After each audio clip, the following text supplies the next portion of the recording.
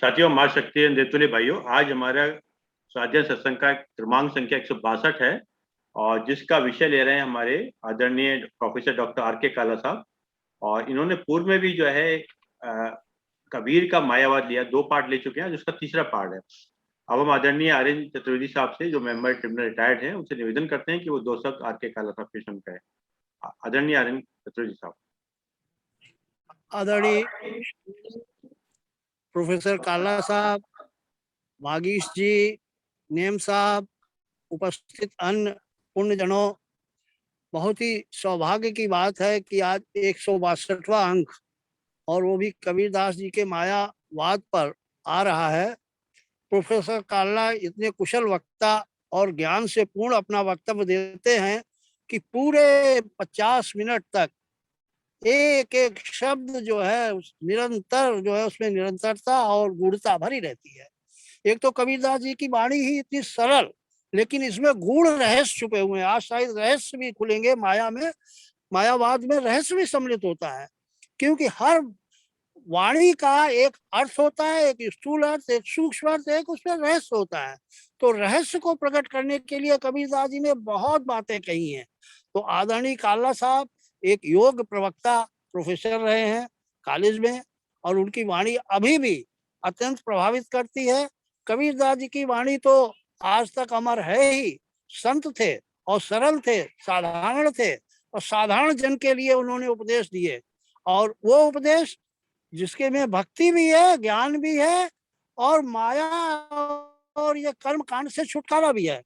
कैसे हमारे माया को आप पार कर सकें। केवल आप माया में ही रह गए तो उस परमात्मा को कैसे पाएंगे, क्योंकि माया को पार पाना ही बहुत कठिन है, लेकिन जो परमात्मा को जान जाता है वो माया को पार कर जाता है। उसमें आया ना गीता में, दैवी हेषा गुणमयी मम माया दुरत्या मामे वे प्रपद्यन्ते माया में तान तरन्ते। तो परमात्मा का तो दर्शन तब होगा जब माया को आप पार कर जाएं या परमात्मा की प्राप्ति हो जाए। तो माया को समझ लेना ही माया को पार करना है। तो माया का जो आपका प्रवचन चल रहा है, तीसरा अंक आज है, हम उनका स्वागत करते हैं। प्रोफेसर काला हम लोगों को अनुग्रहित करें, उनका सादर स्वागत है। प्रोफेसर काला। धन्यवाद। सम्मानित सदस्यों का धन्यवाद, आभार, नमस्कार। ओम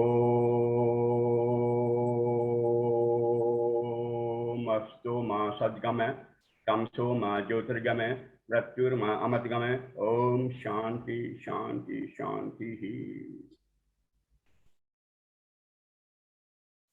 सूरज है, फिर किरणें हैं, किरणों का प्रकाश है, वो ऑब्जेक्ट है जिस पर प्रकाश गिरता है। मैं दोहराऊं, सूरज है, उसकी किरणें हैं, किरणों का प्रकाश है, वो ऑब्जेक्ट है जिस पर ये किरणें आकर के, जिस पर ये प्रकाश गिरता है। परमात्मा है, आत्मा है, आत्मा का प्रकाश है, फिर अंतःकरण जिस पर आकर के ये प्रकाश गिरता है। तो जगत जिस पे सूरज किरणें गिरती, प्रकाश गिरता है, अंतःकरण जिसके ऊपर प्रकाश गिरता है आत्मा का, ये सब माया है। और इस माया में रमने वाले इंसानों के लिए संत कबीर ने एक अलर्ट जारी किया कि कबीर पल की सुध नहीं, करे काल को साज, काल अचानक मारती ज्यों तीतर को बाज। पल की सुध है ही नहीं, अगले पल में क्या हो जाने वाला है। किसान लेकर के झंडा खड़े हुए हैं, पीछे अचानक मौत आकर उनको ग्रस लेती है। तो भाव यह है कि जीव आने वाले काल को सजाता रहता है, आने वाले समय में ऐसा करूंगा, मैं ऐसा करूंगा, मैं ऐसा करूंगा। तो जीव के मन में कुछ होता है, ईश्वर के मन में कुछ और होता है। होता वही है जो ईश्वर के मन में होता है। कबीर पल की सुध नहीं, करे काल को साज, काल अचानक मारसी ज्यों तीतर को बाज। कबीर टग टग चौकती पल पल गई बिहाए, जीव जंजाल न छोड़ही जम दिया दमामार। इस प्रपंच में रचा हुआ इंसान भूल जाता है कि मृत्यु भी आने वाली है, वो भूल जाता है। तो हमारे राष्ट्र कवि ने एक दफा कहा था, नीरज जी ने, जाग तारे चल न जाने स्वप्न तेरा हो न हो, वागीश जी बैठे हैं। जाग तारे चल न जाने स्वप्न तेरा हो न हो, नीड़ के पंछी उड़े हैं फिर बसेरा हो न हो, हम मंजिलाचार हैं उड़ते समय के सामने, कौन जाने रात बीते फिर सवेरा हो न हो। तो जब इतना अनसर्टेन लाइफ है, इस तरह से जीवन बिल्कुल क्षण भंगुर है, तो संत कबीर कहते हैं, कल करे सो आज कर, आज करे सो अब, पल में परले होएगी बहुर करेगा। जो कल पे टालते रहते हैं कि मैं ये आज नहीं कल कर लूंगा, कल नहीं फिर परसों कर लूंगा, परसों आता संकल्पहीन होकर कहता मैं तरसों कर लूंगा, परिणाम उसका ये होता है किसी बीच में मौत आके उठा लेती। झूठे सुख को सुख कहे संत कबीर, झूठे सुख को सुख कहे मानत है मन मोद, खलक तबीना काल का कुछ मुख में कुछ मुख में है, कुछ गोद में है, लगातार संसार चलता चला जा रहा है। तो इंसान झूठे सुख को, इस माया को इसमें शक्ति करके, जिसमें मुंह फंसा करके इसको सुख कहता है, पर ये सुख नहीं है, ये एकदम मौत है। कबीर हरिसों हेत कर कूड़े चित्त न ला, कबीर कहते हैं कि हरि से हेत कर, कूड़ के साथ, कूड़ बने प्रपंच, माया, झूठ, कूड़ राजा, कूड़ प्रजा, कूड़ सब संसार, गुरु नानक, जो कुछ नजर आता है वो सब ऐसे जैसे बादल की छाया होती, ये सब मिथ्या है। इसलिए संत कबीर सुना रहे हैं कि झूठे सुख को सुख कहे मानत है मन मोद, खलक बिना काल का कुछ मुख में कुछ गोद, कबीर हरिसों हेत कर कूड़े चित्त न लाभ, बांधियो बार खटीक के ताप चुकित का। जो खटीक के बाहर बंधा हुआ बकरा है, जो खटीक के बाहर बंधा हुआ पशु है, उसकी कितनी उम्र का अंदाजा लगा सकते हैं? एक दिन, 2 दिन, 1 दिन, 1 घंटा, 1 पल, कुछ नहीं, किसी समय में उसकी मृत्यु हो सकती है।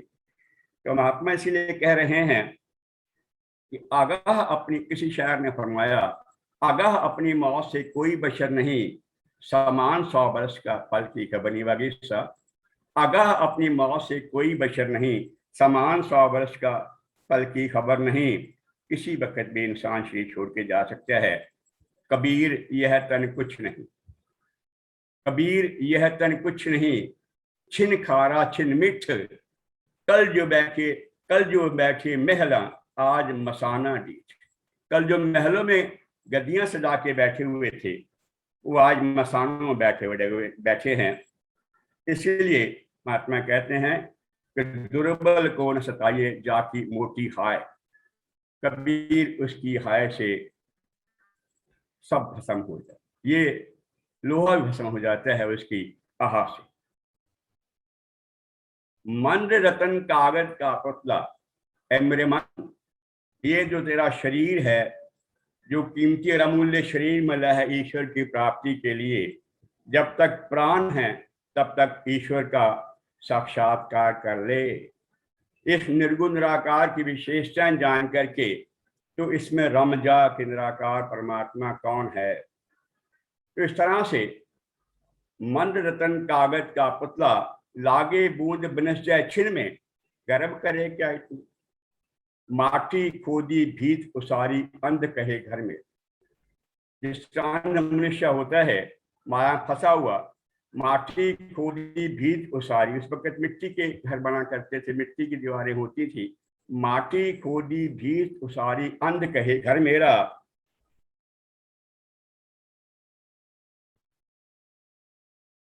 माटी खोदी भीत उसारी अंध कहे घर मेरा, खोट कपट से ये धन जोड़ो ले धरती में गाड़ो। तब धरती में बैंकों की सुविधा नहीं होती, संत कबीर 600 साल पहले की बात है, तब सुविधा ना होने के लोग धरती में गाड़ देते। तो क्या कह रहे हैं, झूठ कपट के ये धन जोड़ो ले धरती में गाड़ो, रोक्यो घट सांसें निकले ठौर ठौर सब छाड़ो।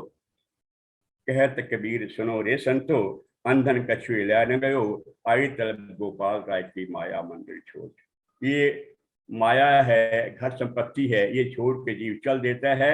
जो कुछ कमाई थी उस पर कोई और अधिकार कर लेते हैं, जिस किसी को इसने प्राप्त किया था वो भी और इसकी अपनी कमाई भी, फिर आगे जो उत्तराधिकारी उनके पास इस कबीर कहते हैं कि मन रे फूला, जब तक शरीर है तब तक सब है, माता है, भाई है, बहन है, बेटे हैं, बेटियां हैं, सब कुछ है, सगे संबंधी हैं। इसके निकल जाने के बाद आत्मा के चले जाएंगे, शरीर मिट्टी है, सभी कहते हैं इसको जाकर के अब दबा करके या जला करके। मन रतन कागज का लागे बूंद बनस जाए, इतने गर्भ करब क्या इतना। तो महात्मा कह रहे हैं कि मन रे फूला फूला फिर जगत में कैसा नाता रे। माता कहे पुत्र हमारा, बहन कहे वीर मेरा, भाई कहे भुजा हमारे, नारी कहे नर मेरा। पेट पकड़ कर तेरिया, पेट पकड़ कर माता रोवे, बाह पकड़ के भाई, लपट झपट के तेरिया रोवे, हंस अकेला जाए। 13 दिन तक तेरिया रोवे, फिर करे घरवासा। कहत कबीर सुनो रे संतो, छोड़ो जग किया। जिसने जग पर आशाएं लगाई हैं, ईश्वर को छोड़ करके माया पे आशाएं लगाई हैं, अपनी संपत्ति धन दौलत बरादरी पे आशाएं लगाई हैं, उन सबको ये चेतावनी है कि जीवन क्षण भंगुर है, जीवन क्षण भंगुर है। जाग तारे चल न जाने स्वप्न, भागेश जी, फिर नीरज जी, जाग तारे चल न जाने स्वप्न तेरा हो जाग। हर स्वप्न है रो रो के सुलाने के लिए, हर स्वप्न है रो रो के सुलाने के लिए, हर याद है घुल घुल के बुलाने के लिए। जाती हुई डोली को न आवाज लगा, इस गांव में सब आए हैं जाने। ये संसार एक ऐसी सराह है, एक ऐसा मुसाफिर खाना है जहां जो भी आया है उसको जाना ही जाना है। इसलिए महात्मा कह रहे हैं, यानी ये जो मायावाद में फंसे लोग हैं, मायावाद का हिस्सा ही है, पीछे का हिस्सा छोड़ के आगे हम बढ़े हैं, कि इसमें जो रह रहे हैं उन सबको एक अलर्ट है, एक चेतावनी है, एक पूरी तरह की वार्निंग है कि जीवन क्षण भंगुर है और क्षण भंगुर जीवन नष्ट हो जाए, इससे पहले कि ये कॉलिंग के बदले चला जाए, इसको पहले इसका इस्तेमाल जो सही ढंग से हो सकता है वो कर। इसके बाद ये बात तय है कि जीवन क्षण भंगुर है, पर यह भी तय है कि मौत अटल है। उसी से कोरिलेटेड उसी का ही कि जीवन जो है ये सत्य हो सकता है, पर अंत सत्य केवल यह है कि ये मरणशील है, मरेगा। मृत्यु निश्चित है, मृत्यु अटल है, जिसका कोई किसी तरह से कोई इलाज नहीं है।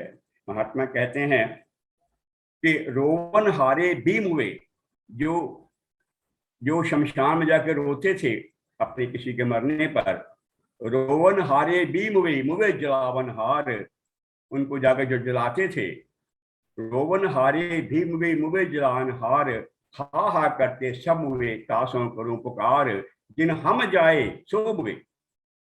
जिन हमको जाया था पैदा किया वो चले गए, जिन हम जाए सो मुवे, हम भी चालन हार, जो हमको आगे मिले सिर पे बांधो भार। जो कोई मिलता है प्राणी हमारा दोस्त मित्र यार, उन सब के अपने अपने कर्मों का भार है, और कर्मों के भार के अनुसार उसको फिर आगे जाकर के शरीर मिलता है, योनियां मिलती हैं। तो महात्मा कह रहे हैं कि रोवन हारे भी मुवे, मुवे जलावन हार, हा हा करते सब मुवे, कासों करूं पुकार, जिन हम जाए सो मुवे, हम भी चालन हार, जो हमको आगे मिले सिर पे बांधो भार। कबीर पल की सुध नहीं करे काल को साज, काल अचानक मारसी जो चीतर को बाज। कबीर टक टक चौक से पल पल गई बिहाय, जीव छिंडाल न छोड़ ही जम दिया तमा। तो महात्मा फरमा रहे हैं कि कबीर नौबत अपनी, दिन 10 लेहों बजाए, यह पुरपट्टन यह गली बहुर न देखियों आए। पांचों नौबत बाजती होश 36 राग, सो मंदिर खाली पड़े बैठन लागे काग। 14 पक्का कोट था मंदिर नगर मझार, खिड़की खिड़की पहरा गज बने दरबार। 14 सूरा भौखड़े हाथ लिए हथियार, सब देखती रह गए काल ले गया मार। आस पास योद्धा करे सही बजावे गाल, मंज महल से ले चला ऐसा काल कराल। हम जाने थे खाएंगे बहु जमी बहु माल, जो का त्यों ही रह गया पकड़ ले गया ताल। कबीर यह तन जात है सबको तो राख बहोर, खाली हाथ हो गए जिनके पास लाखों करोड़ों थे, अरबों रुपए थे, खरबों रुपए थे, वो ऐसे ही चले गए। सोते सोते ही ईश्वर कृपा है कि हम सो उठे तो हैं, ऐसे भी कई इंसान जो रात को सोते हैं सवेरे का उनको फिर सुबह का सूरज नसीब नहीं होता। तो महात्मा कह रहे हैं कि हम जाने थे खाएंगे बहु जमी बहु माल, जो का त्यों ही रह गया पकड़ ले गया काल। कबीर यह तन जात है सको तो राख बहोर, खाली हाथों हो गए जिनके लाख। निश्चय मरना सहजिया सहजो भाई निर्गुण संत उनके समकलीन। निश्चय मरना सहजिया नई जीवन की आस, कै टूटी हो झोंपड़ी कै मंदिर में वास। जाना है रहना नहीं मरना है रहना नहीं, जाना वही ठौर सहजो कै कंगालो क्या है द्रव्य क्रोड़। हर नाक्षप से हो गए दुर्योधन शिशुपाल, कुंभकर्ण रावण गए सहजो खाया था। ये काल का जो ग्रास भी बनता जा रहा है, लगातार निरंतर बनता जा रहा है, इससे बचने का कोई उपाय हो सकता है तो केवल हरि की शरणागति हो सकती है। केवल गुरु कृपा से हरि शरणागति मिल जाती है तो जीव का कल्याण हो सकता है। जो आया सो जावसी, जो आया सो आठबे फुलिया सो किमलाए। जो आया सो आठबे फुलिया सो कुमलाए, जो चुनिया सो ढह परे जो आया सो जा। पात अड़ंता यूं कहे सुन तरवर बन राये, अब के बिछड़े ना मिलेंगे दूर पड़ेंगे जाए। तरवर बोलता है, तरवर बोला पात सुनो पात मेरी बात, या जग या ही रीत है एक आवत। एक आता है दूसरा चला जाता है, जबकि यही रीति है कोई संसार में अटल होने के नहीं आया है।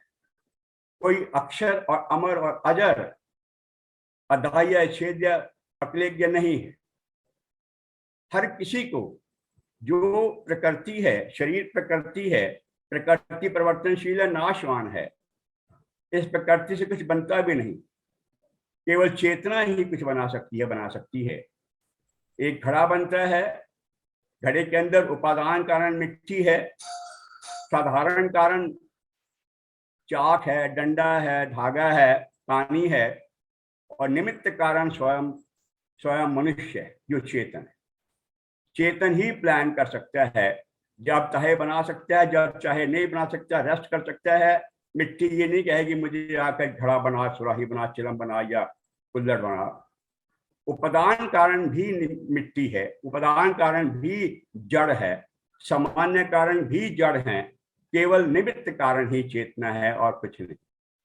निमित्त कारण जो है वो प्लानर है, ट्रेनर है, उसने ट्रेनिंग ली हुई है, और वो गाजियाबाद बैठा है, उसका बनाया घड़ा हापुड़ में बिक रहा है, मुरादाबाद में कहीं बिक सकता। उपादान कारण साथ जाता है प्रोडक्ट, पर उपादान कारण वही नहीं टिका रहता। मूर्ति बनाई है बॉम्बे में, गाजियाबाद में एस्टैब्लिश हुई है, मूर्तिकार वहां बैठा है, उसकी बनाई मूर्ति यहाँ पर। तो जो कुंभकार है, जो घड़ा बनाने वाला है, वो गाजियाबाद में है, और उसके जो घड़े के अंदर अवयव हैं, जो उसके अंदर उपादान है, वो साथ सब रहता है। उपादान साथ में रह सकता है, पर निमित्त कारण साथ में रहे। निमित्त कारण केवल चेतन ही हो सकता है और कोई चीज नहीं हो सकती। तो महात्मा कह रहे हैं कि जो उगया सो आथबे फुलिया सो किमलाए, जो चनिया सो ढह परे जो आया सो जा। जो बना है वो गिरेगा, चाहे 100 साल गिरे, चाहे 200 साल बाद गिरे, चाहे आज गिरे, चाहे कल गिरना उसने जरूर। जो उगया सो आथबे फुलिया सो कुमलाए, जो चनिया सो ढह परे जो आया सो जाए। जो पहरिया सो फारसी नाव धरिया सो जाए। जिसको पहना फटे, जिसका नाम रखा गया है, कोई भी चीज, व्यक्ति का, वस्तु का, घटना का जो रखा गया है नाम, जो आया सो जो पहरा सो फारसी नाव धरिया सो जाए। कबीर सोई तत् गए जो गुरु दिया। जो गुरु की कृपा से तत्व समझ आया है, जो समझ आई है कि जीवन क्या है, वही केवल सत्य है, वही रुकने वाला है, बाकी सब चले जाने वाला है। तो महात्मा इसलिए कहते हैं कि आया है सो जाएगा, राजा रंग फकीर, एक सिंहासन चढ़ चले एक बने जदी जन। यानी जो आया है उसने जाना है, एक सिंहासन चलेगा चढ़ करके, चाहे वो स्वर्ग को जाए या मोक्ष को जाए, चाहे स्वर्ग मिले चाहे अपवर्ग मिले, वो तो सुधार गया जीवन को। अपवर्ग में तो मोक्ष हो गया, फिर लौटना नहीं है। स्वर्ग में गया फिर समय पाकर फिर लौटेगा। तो एक सिंहासन चढ़ चले एक बंदे, एक जंजीरों में बंध गया। वो कभी इस योनि, कभी तम योनि, कभी रब योनि, कभी किसी योनि में जाता जाता रहता है। इसलिए संत कबीर कहते हैं, कबीर धूल सकेर के पुड़ी जो बांधी ए, ये शरीर रूपी पुड़ी जो है, जैसे हम किसी वैद्य के पास जाते हैं, वो दवाई को पुड़ियां बांध के पहले दिया करते हैं, आज भी देते हैं, वो पुड़ियां बांध के देता है। वो पुड़िया जो है उसमें दवाई निकाल के मुंह में डाली और पुड़िया फेंक दी। तो संत कबीर कहते हैं कि कबीर धूल सकेर के पुड़ी जो बांधी है, दिवस चार का पेखना अंत खे की थे। ठीक कहते हैं मिट्टी की, कि ये 4 दिन की सारी बात है। जब तक इसको प्राप्त के हिसाब से जीवन मिला है, आत्मा अंदर में है, तब तक तो ये है। उसके बाद ये मिट्टी ही मिट्टी है। इस मिट्टी का फिर कोई प्रयोग ही नहीं। रहना नहीं देश बिराना है, संत कबीर, रहना नहीं देश बिराना है, यह संसार कागज की पुड़िया बूंद पड़े गल जाना। यानी जिस तरह किसी कागज पर तेल आदि को गिर जाए, पानी गिर जाए या धुल जाए, फट जाता है, बेकार हो जाता है, ऐसे जीवन की हालत है। बचपन से कुमार हुआ, यौवन हुआ, युवा हुआ, फिर मैच्योर हुआ, फिर बुढ़ापा आया, बुढ़ापे के बाद बुढ़ापा मौत तक लेगी। ये बचपन जवानी कुमार अवस्था तक ले आया, कुमार जवानी तक ले आया, जवानी मैच्योरिटी तक ले आया, मैच्योरिटी और सिजलिटी जो है वो उसको मौत तक ले, बुढ़ापा तक ले गई, और बुढ़ापा उसको मौत कब्र तक छोड़ करके, शमशान तक छोड़ करके आए। रहना नहीं देश बिगाना है, यह संसार कागज की पुड़िया बूंद पड़े धुल जाना है, यह संसार कांट की बाड़ी, यह संसार कांट की बाड़ी, आग लगे बर जाना है, यह संसार झाड़ और झंकड़ उलझ पुलझ मर जाना है, कहत कबीर सुनो रे संतो, सतगुरु नाम ठिकाना है। हरि और सतगुरु तो एक ही दर्जा संत कबीर देते हैं कि गुरु गोविंदो कृता के लागो पाओ काके लागे पाओ पली खाए। यानी गुरु से भी आगे उन्होंने कहा कि गुरु को सिर पर रखिए, चलिए आज्ञा माही, कहा कबीर का दास को 3 लोग सुख न।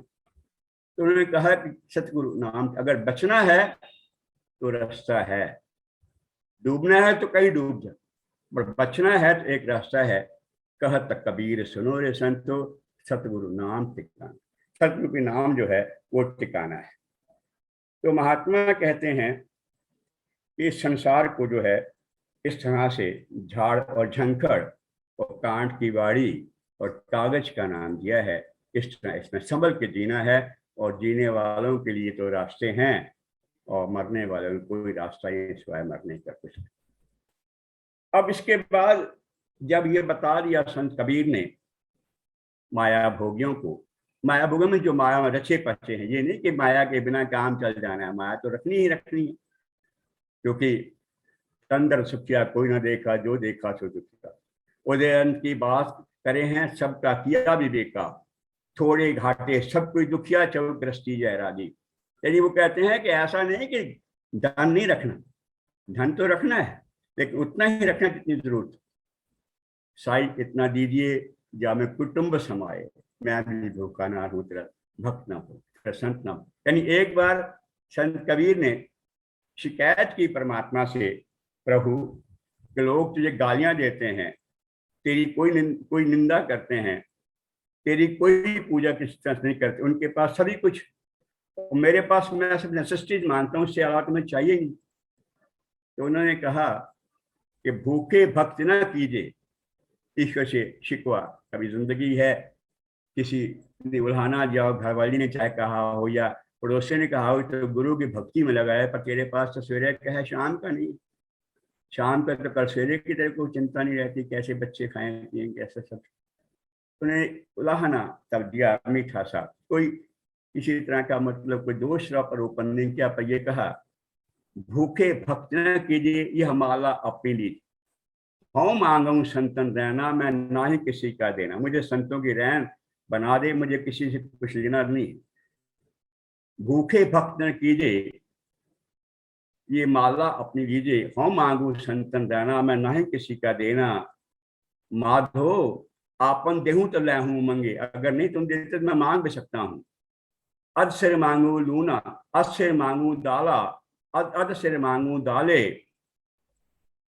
और थोड़ा सा लूना, लून कहते हैं नमक, आधी सिर मुझको दाल दे और थोड़ा सा नमक दे दे। ऊपर को मांगू, नीचे को मांगू खीदा, नीचे को मांगू चपाई, ऊपर को मांगू खीदा। फिर बाद में डर गया कहीं ऐसा ना कि ईश्वर बोले मैं इसे लालच हो गया है। कबीर मैं नाही कीता लब्बो, एक नाम तेरा मैं फबो, कहा कबीर मन मानिया ते हरि जाने।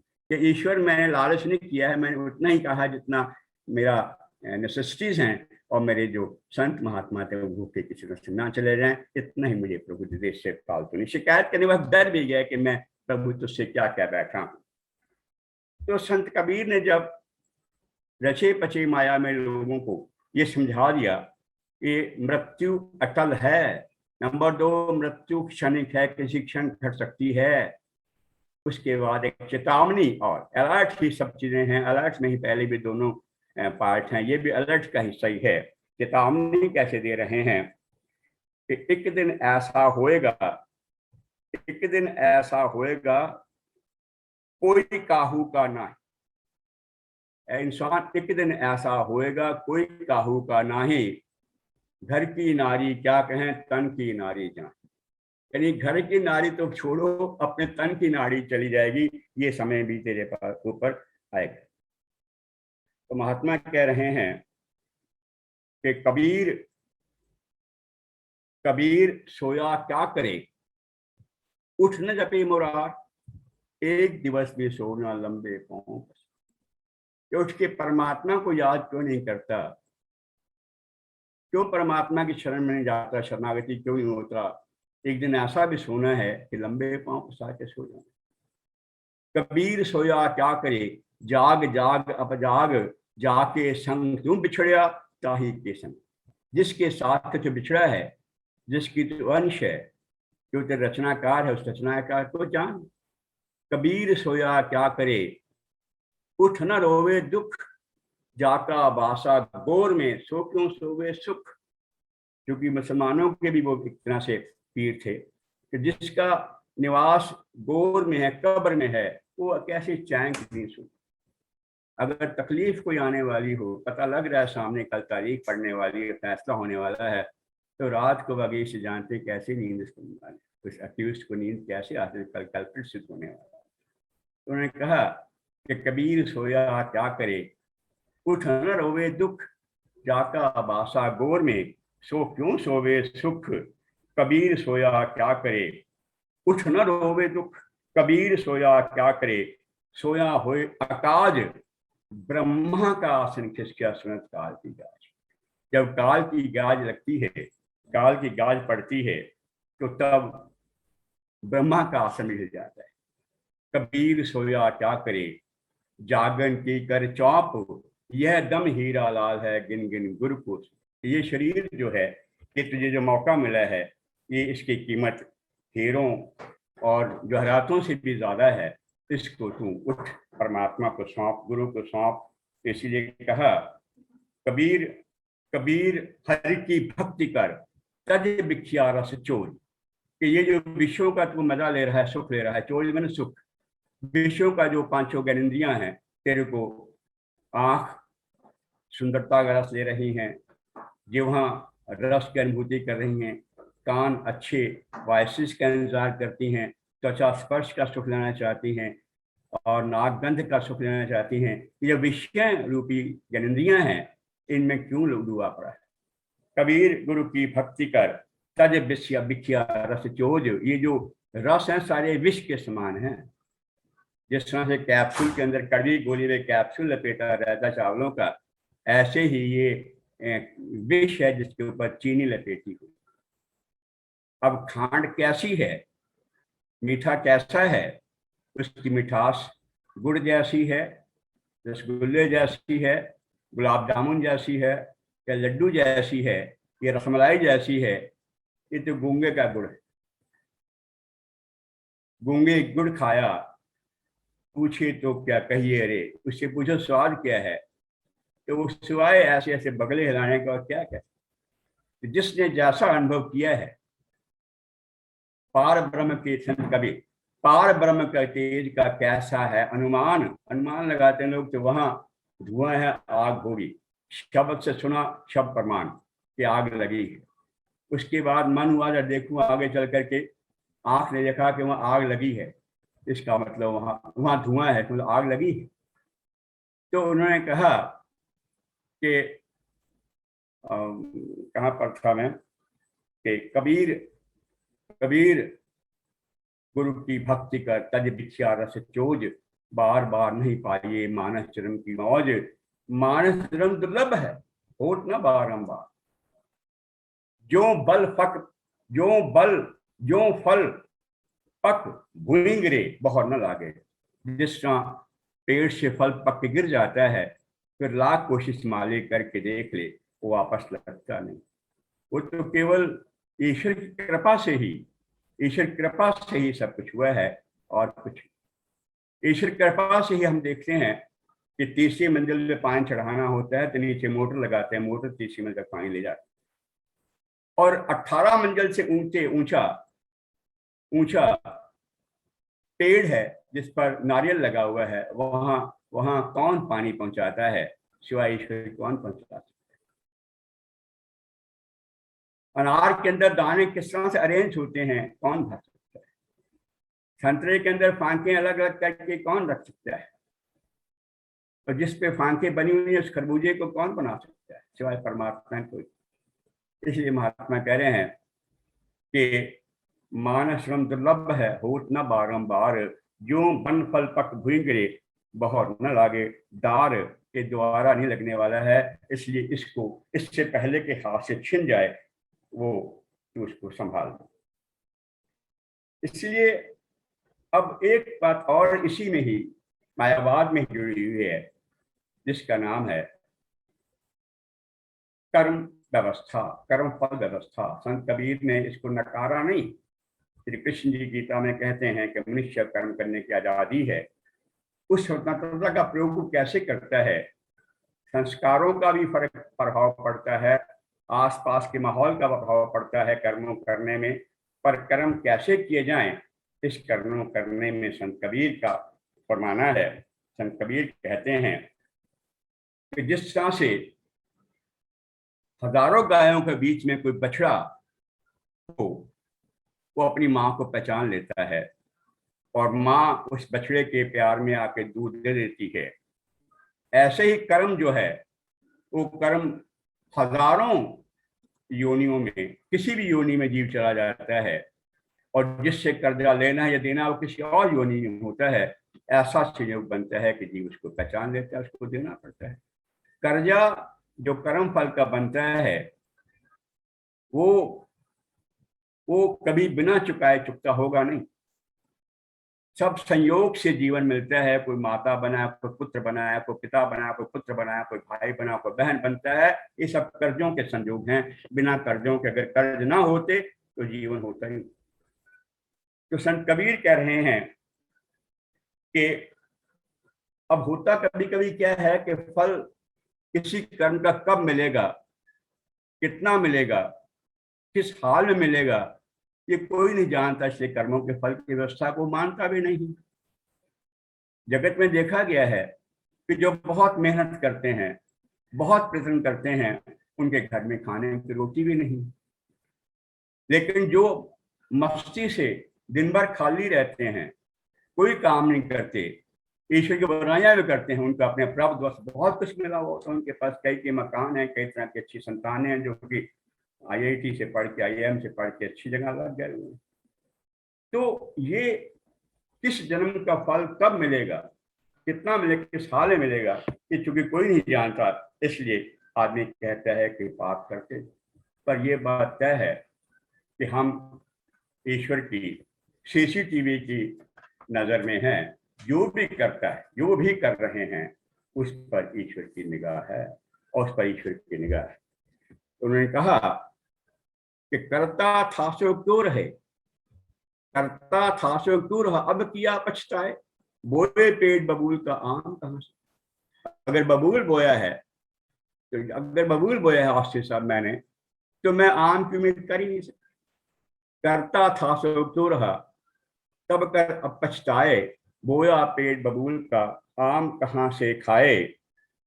कबीर करनी अपनी, कबीर करनी अपनी अपनी, कबू न निष्फल जाए। सात समुद्र आड़ा पड़े, मिले अगाड़ी धाए। अगर बहुत जन्मों का भी फर्क पड़ गया है, भूल गया जीव उसने क्या कर्म किया था, कितना फल उसको भुगता है, कितना देना बाकी है, भूल भी जाए, पर ईश्वर तो लगातार चेतन सत्ता है, जिसके पास हर किसी के हिसाब नोट है कि कोई कोई कांटों के सेज पे है, कोई कोई दूसरी शैया पर है, कोई कारण होगा। कोई तो एक सुधांशु जी गीत गाया करते, कोई तो कारण, एक फूल में एक झोली में फूल भरे हैं, एक झोली में कांटे, कोई कारण हो। वो कारण क्या है? वो कारण हमारे अपने के कर्म है, जो हमारे लिए अच्छे बुरे होकर के सामने आते हैं। तो कबीर करनी अपनी, कभू न निष्फल जाए, सात समुद्र आड़ा पड़े, मिले अगाड़ी धाए। जैसी करूं जास की, जैसी करनी जासु की, तैसी भुगते सोए, बिन सतगुरु की भक्ति के, जन्म जन्म दुख पाए। काया खेत किसान मन, खेत खेत काया है, जिस पे किसान अपना अपना हल चला रहा है, बीज बो रहा है।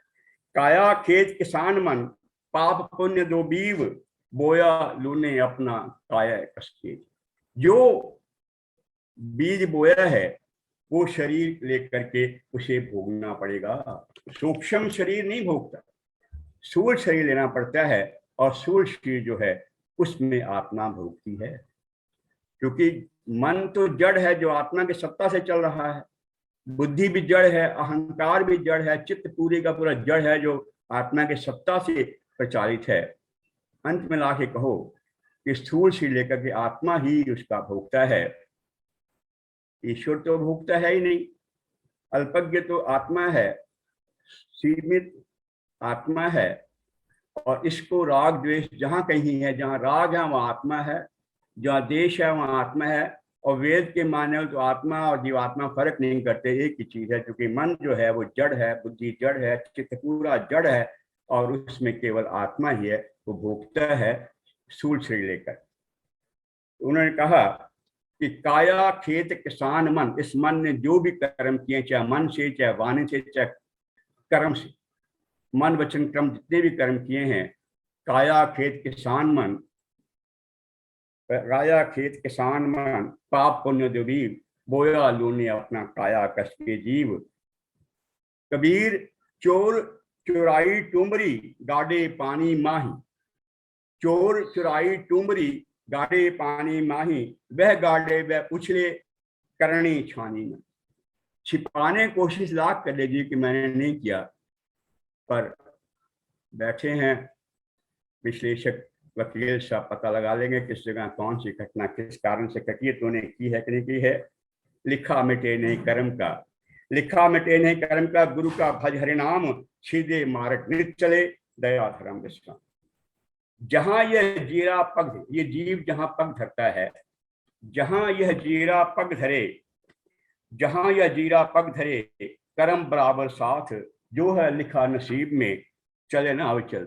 जो नसीब में लिखा गया कर्मों के द्वारा वो अविचल नहीं हो सकता, वो चलेगा, साथ चलेगा। अपने कर्म की गति मैं क्या जानूं बाबा, संत कबीर कहा करते थे, अपने कर्म की गति मैं क्या जानूं बाबा रे, मैं क्या जानूं बाबा रे।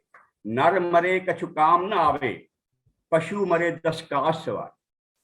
नर मरे कछु काम न आवे, पशु मरे 10 काज सवारे। अपने कर्मों गति मैं क्या जानूं बाबा। कर्म गति तारे नहीं तरी। एक ही माँ के 4 बच्चे हैं, एक ऑफिसर है IAS, एक बाहर अपना बिजनेस कर रहा है, एक नौकर है, एक कंगला है, उसके पल्ले कुछ भी नहीं, बिल्कुल रंग।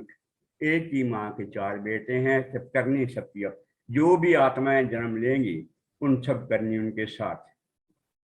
तो करनी जैसी जीव की होती है वैसा ही कर्म कदि तारे नाही तरे, मुनि विशिष्ट से पंडित ज्ञानी लोग सोच के लगन थे। मुनि विशिष्ट जैसे लोगों मुनियों ने उनकी पत्री और हॉरोस्कोप बनाई होती। कर्म कदि तारे नहीं तरी, मुनि विशिष्ट से पंडित ज्ञानी सोच के लगन धरी, शोध के लगन धरी। सीता हरण मरण दशरथ को वन में विपत्ति पड़ी। कहाँ वो फंद, कहाँ वो पारदी, कहाँ वो मृगचरी। सीता को ले गए रावण, वन में विपत्ति पड़ी। पांडव जिनके आप सारथी, पांडव जिनके कृष्ण सारथी, तीन विपत्ति पड़ी। दुर्योधन का गर्भ घटायो, यदुकुल नाश करी। यदुकुल का नाश हो गया क्योंकि भगवान कृष्ण के बच्चों में से शाम नाम का बड़ा सुंदर सा लड़की जैसा लगता, सुंदर बहुत था, और उससे दुर्वासा ऋषि तपस्या कर रहे थे। तो उन बच्चों ने मजाक की, महाराज उसके पेट में मूसल बांध करके पूछा, मुनि महाराज बताइए कि इसके पेट में लड़का है कि लड़की, इसके गर्भ में लड़का है कि लड़की। तो दुर्वासा समझ गया कि मुझसे मजाक कर रहे हैं, बोले मैं नहीं जानता लड़का है कि लड़की, पर जो भी है वो तुम्हारे कुल का नाश, यदि कुल का नाश कर। आके बताया कृष्ण से, कृष्ण जी ऐसा ऐसा दुर्वासा ऋषि श्राप दिया है। बोले श्राप तो नहीं टलेगा, अब तुम एक काम कर सकते हो, इसको महीन पीस करके इसको गंगा में, इसको नदी में बहा, महीन पीस के उसके चूरन चूर सा बना के पीस। जहां जहां चूरन गया बहता खत्म होता था, उसमें एक छोटा सा टुकड़ा रह गया था और उस टुकड़े को मछली निकल, उस मछली को भील पकड़ के ले आया और घर में जब उसको काटा तो उसके अंदर से कांटा नहीं। उस कांटे को उस भील ने अपने तीर कमान के आगे लगाया और वो तीर कमान जो था श्री कृष्ण को लगा। उनके पैर में पद्म चमक रहा था लेटे हुए, उनका समय पूरा हो गया। इधर ये सारे भाई आपस में लड़ते लड़ते इस तरह से लड़ाई में मशगूल हो गए किसी बात को लेकर के, एक दूसरे के ऊपर वो घास जो बिल्कुल शूल नुमा था, उस घास को लेकर दूसरे के ऊपर आक्रमण करने लगे और उन शूलों से, उस घास से उन सब का अंत तो नष्ट हो गया। दुर्योधन का गर्भ घटायो, यदि कुल नाश करी। यदि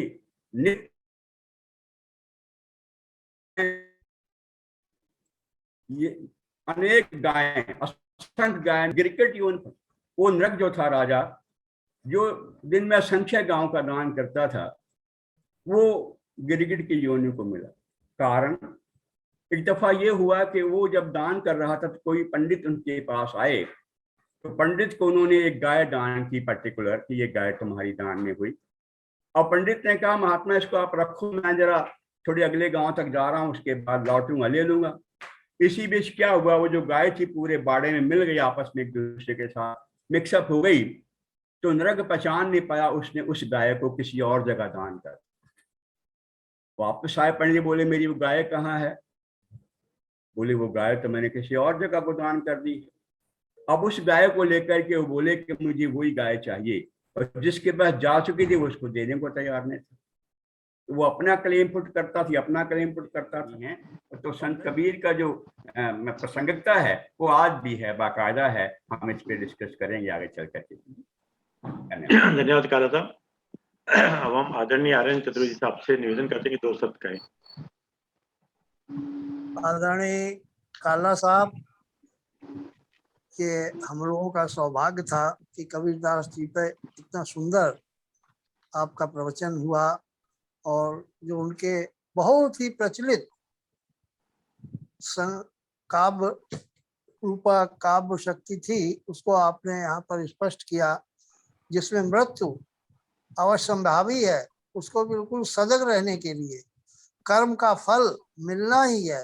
कर्म को जीव को पकड़ ही लेते हैं, कैसी भी जगह हो। जैसे उन्होंने उदाहरण दिया कि बछड़ा अपनी माँ को गाय के झुंड में पकड़ लेता है, वैसे ही कर्म की गति, गीता में आया गहना कर्मणो गति, गहना कर्म, कर्म की गति गहन होती है। वो कर्म जो है अपना फल देते हैं। तो इसलिए शुद्धता के लिए, जीवन के शुद्ध रहने के लिए, कर्म शुद्ध रहने के लिए कबीरदास जी जैसे संतों ने कर्म के प्रभाव पर बल दिया। मृत्यु को ध्यान में रखना चाहिए कि मृत्यु सभी की अवश्यंभावी है और कब आ जाएगी ये कुछ पता नहीं है। और इस तरह से बहुत से पूरे विवेचन के साथ जो आपको कबीरदास जी की वाणी का सहज अर्थ मिला प्रोफेसर काला जी की वाणी से, हम लोग उनका धन्यवाद करते हैं। आप ऐसे ही हम लोगों को अपनी दिव्य वाणी से उत्साहित करते रहें, अपना मार्गदर्शन करते रहें। प्रोफेसर काला साहब का बहुत बहुत धन्यवाद। बहुत बहुत धन्यवाद। धन्यवाद आदरणीय आर्यन चतुर्वेदी साहब, धन्यवाद डॉक्टर आर के काला साहब। ओम शांति शांति शांति शांति।